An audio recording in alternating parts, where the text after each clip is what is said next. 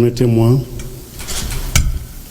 de rendre honneur à Dieu et de remercier très sincèrement son Excellence, le président de la transition, chef de l'État, chef suprême des armées, pour la confiance placée en ma personne en vue de conduire ce premier mandat de la force unifiée de l'AES.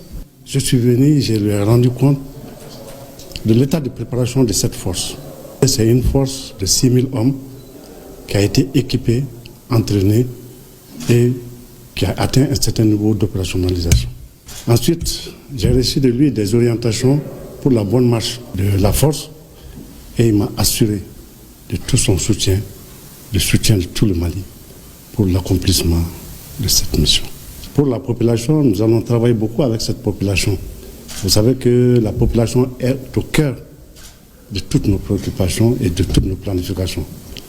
Donc c'est dans ce cadre-là que nous allons évoluer pour l'atteinte de notre état final et recherché, qui n'est autre chose que la pacification de l'espace en vue de permettre la relance des activités socio-économiques.